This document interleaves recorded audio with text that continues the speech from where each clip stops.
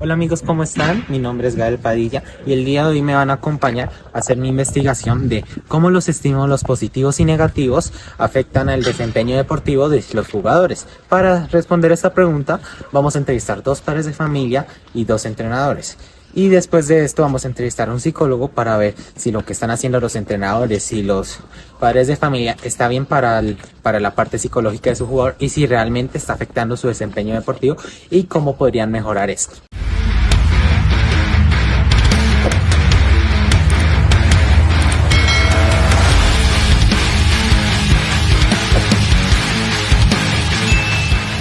Bueno, ahora vamos a entrevistar a nuestro primer entrenador, el cual es Francisco Vargas, el cual es dueño de un club de básquetbol llamado Colombia Real, el cual últimamente ha sido muy exitoso. Por ejemplo, este año es el club que quedó campeón de la categoría U15 y la categoría U17. También es un club que va a torneos internacionales como en uno que hay en México. Además de eso, este club le va muy bien en específico en la categoría 2009 porque lleva 4 años invicto en la liga, quedando campeón. Bueno, hola, acá me encuentro con el último entrenador, que es Francisco Vargas, dueño del Club Colombia Real. La primera pregunta sería, ¿qué método usas para entrenar a tus jugadores? Bueno, en la parte psicológica, yo creo que todo depende de la parte técnica y táctica, ¿sí? El progreso de los jugadores se va viendo a medida que van creciendo todas las áreas, tanto la parte técnica, la parte táctica y la parte psicológica. La parte psicológica pues se desarrolla con los retos que tiene el jugador, ¿sí?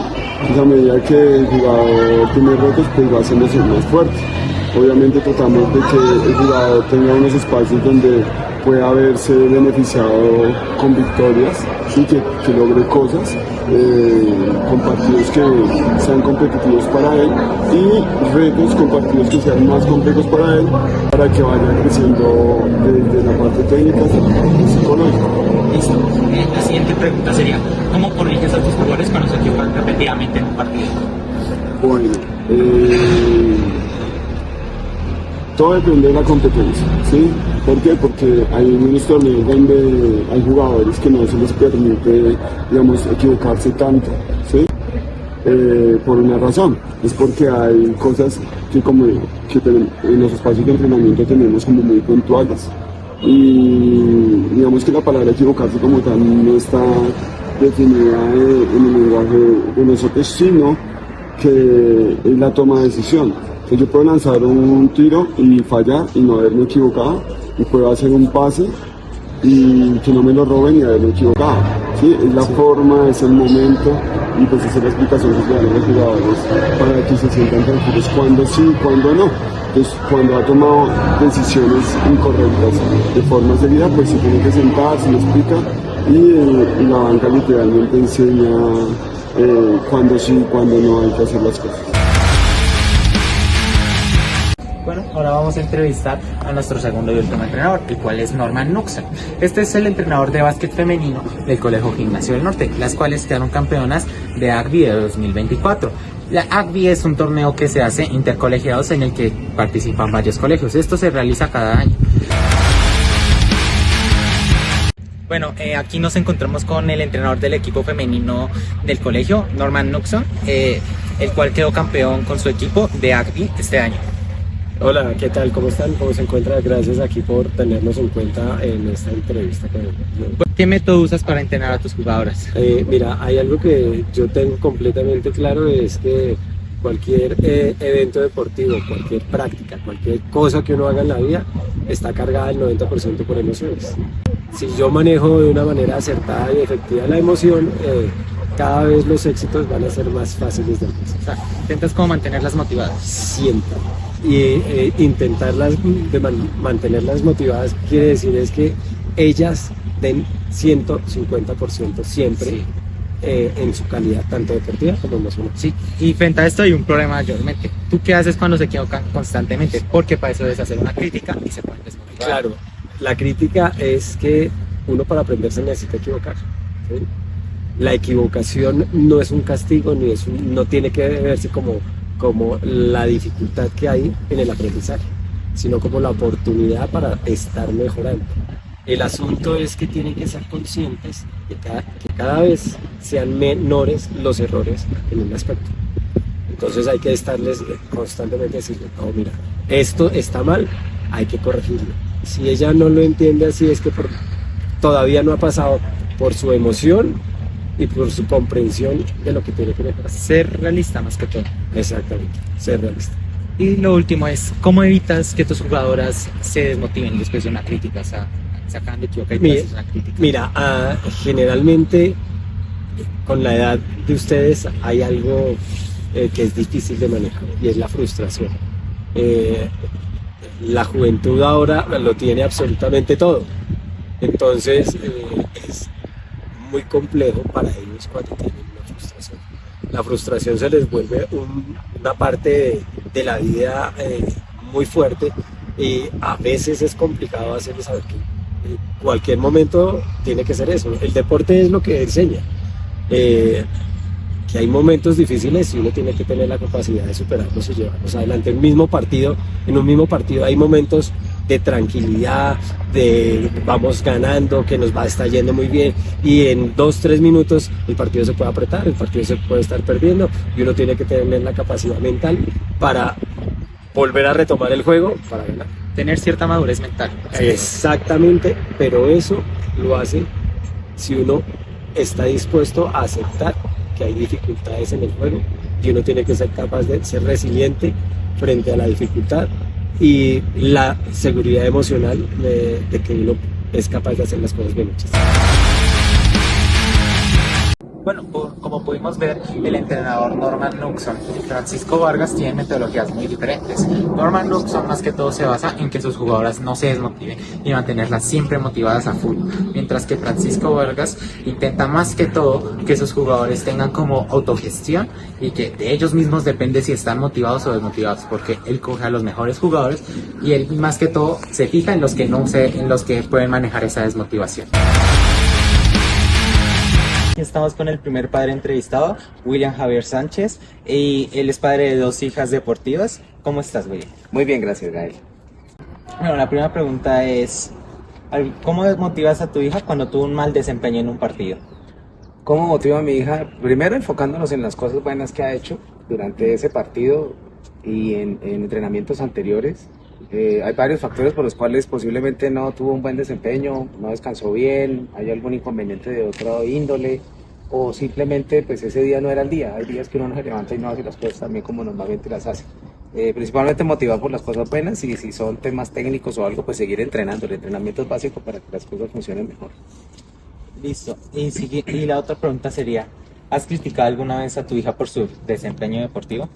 Pues le dan o no ganas, uno trata de no hacerlo porque la crítica puede bajar los niveles de motivación de las niñas.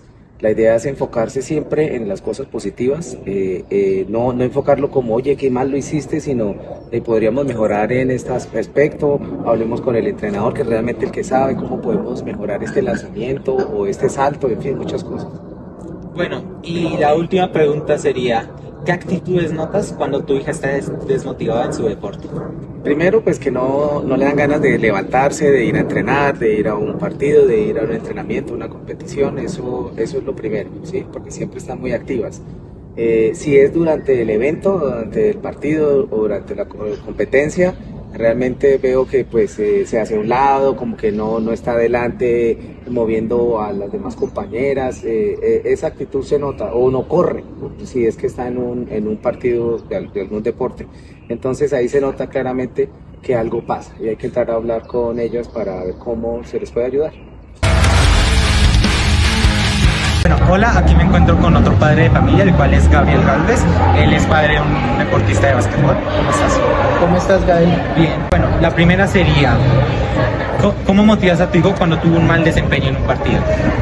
A veces el mal desempeño es algo muy común por muchísimas razones. Yo lo motivo mostrándole sus habilidades, diciendo que para la próxima ocasión va a mejorar y que todo es un aprendizaje. Las cosas buenas y las cosas malas son un aprendizaje. Listo, dale. Y la otra pregunta sería, ¿has criticado alguna vez el desempeño deportivo de tu hijo? Sí, eso es inevitable criticarlos, pero son críticas constructivas diciéndole que puede mejorar, que puede hacer las cosas de una manera más acertada. Pero claro, eso es inevitable no criticar. ¿Cómo qué cosas le has dicho? Le he dicho que hay otros jugadores que lo hicieron mejor, que tú tienes esta habilidad que puedes hacer, que qué pasó si esa es tu virtud y hoy no estuviste al 100%. Y lo cual, sé que esta sería la última pregunta, es ¿qué notas cuando tu hijo está desmotivado en su deporte? Cuando está desmotivado, él hace mala cara, no tiene la mejor actitud con sus compañeros, es probable que esté desanimado por las razones que sean, pero eso creo que nos pasa a todos. Bueno, ahora vamos a entrevistar al psicólogo Heiser Palacios. Este es un psicólogo que se especializa en el tema deportivo y cómo afecta la psicología al desempeño de estos deportistas. Este psicólogo lamentablemente no me lo pude encontrar en persona, así que la reunión fue virtual. Pero les voy a mostrar las mejores partes de esta reunión, ya que esa entrevista fue muy larga, fue como de unos 20 minutos. Así que vamos a mostrarles.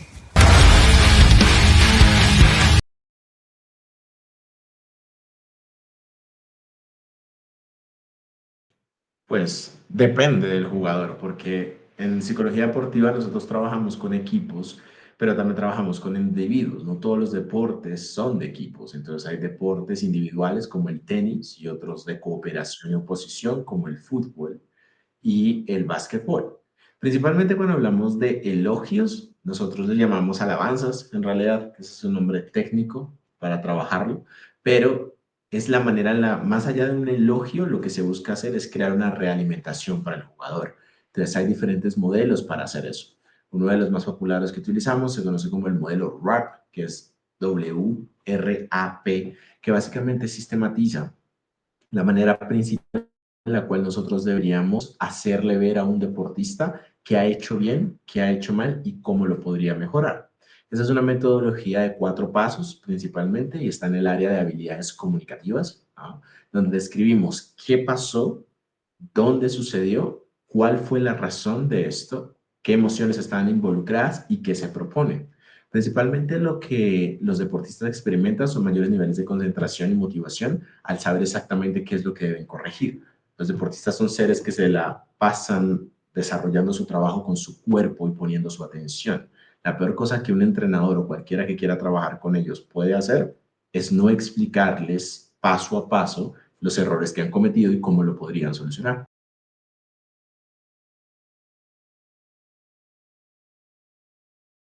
De nuevo, más allá de si es útil o no, el caso principal en el cual puede funcionar es si se sigue la metodología, ¿no? Entonces, aquí, por ejemplo, voy a compartir pantalla para que puedan ver más o menos cómo es que se hace, ¿no? Entonces, este sería el caso en el cual la metodología funciona o cuando uno es capaz de comunicarse, que ese es un esquema que yo manejo con los deportistas, ¿no? Son 4 pasos para mejorar las habilidades comunicativas. Cuando uno es capaz de comunicarse de manera asertiva, el regaño no es necesario. Empezando por ahí. Entonces, si hay que llegar al regaño, estás fallando en parte de la comunicación. Ahora, primero, ¿cómo evitamos el regaño? Primero, aquí tenemos un ejemplo, ¿no?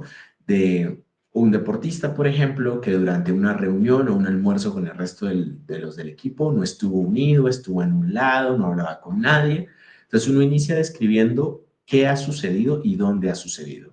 La mayoría de las personas cometen un error y es que inician es acusando a las personas. Oye, ¿por qué estabas tan distraído? ¿Por qué no estabas haciendo eso? ¿Por qué no estabas haciendo aquello? Si ya entras acusando al otro, se predispone. Entonces tú puedes iniciar como yo, mira, Carlos, durante el almuerzo de ayer yo no te sentí tan cómodo con tus otros compañeros. ¿Podemos hablar? Nosotros no solemos darle a las otras personas oportunidad de aceptar o negarse a nuestra interacción. La mayoría de las veces la imponemos. Entonces ni siquiera preguntamos si el otro quiere hablar o si está en posición de hacerlo, sino que lo llamamos directamente. Entonces ya entramos acusando y además lo sacamos a un lado para hablar con él, ya está doblemente predispuesto. Ahora, cuando ya hemos descrito el qué y el dónde, debemos ir a cuál es la razón. ¿Por qué es que nosotros creemos que esta situación requiere atención?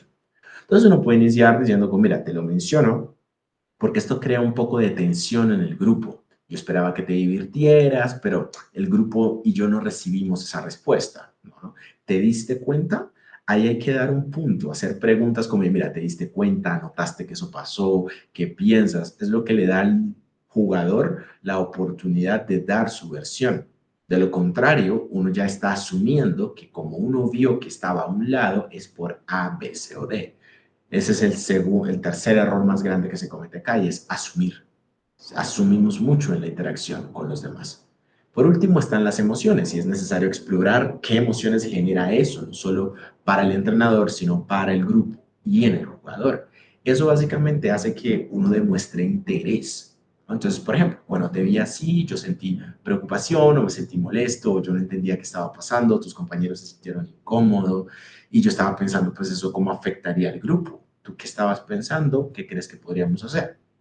Que ese es el cuarto punto y es el qué propones, es el pasar de la culpa a la solución. Uno debe invitar al deportista a que dé su propia solución al problema y adaptarlo. Si uno llega a imponerle a una persona qué hacer cuando ya entra predispuesto, pues es una receta para el desastre. Y es muy común que en el mundo del deporte los deportistas se predispongan con los entrenadores, generen roces, no les caigan bien, entonces no los obedecen o hacen las cosas medias y eso solo causa más tensión. Eso básicamente es con una pregunta sencilla, como ¿cuál crees que podría ser la mejor opción para que tú te sientas bien, pero al mismo tiempo estemos más unidos al grupo? Ya, es así de sencillo. Con esto no es necesario llegar al regaño. Los regaños siempre los he catalogado a lo largo de mi carrera como un fallo en la comunicación. Lo que debe haber es una consecuencia o una sanción. Y es si teníamos, por ejemplo, que llegar a las 12:30 al entrenamiento y llegaste a las 2 de la tarde, sanción no entrenas, pero que sean sanciones claras, que se hayan hablado y se hayan acordado. Si siguen eso, llegar al regaño no es necesario.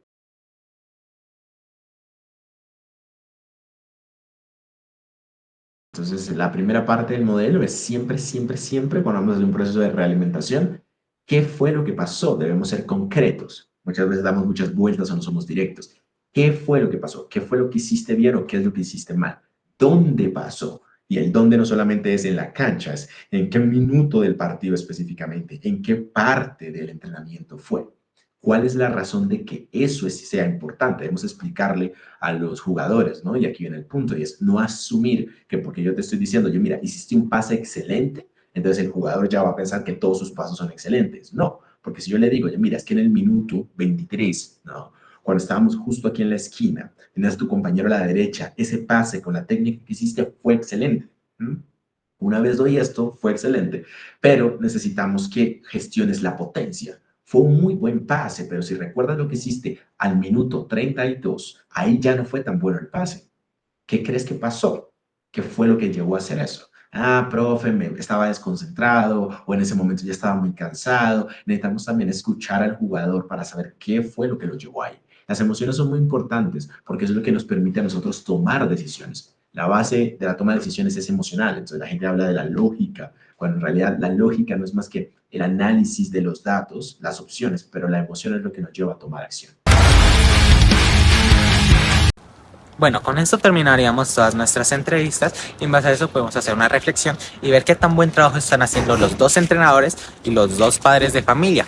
Pero antes de eso, recalquemos lo que nos dijo el psicólogo. El psicólogo lo que mayormente nos decía era que toda su carrera lo que él recomendaba era no gritar a sus jugadores, ya que esto puede proporcionarles un bloqueo emocional y un temor hacia el entrenador e incluso hacer que dejen su deporte.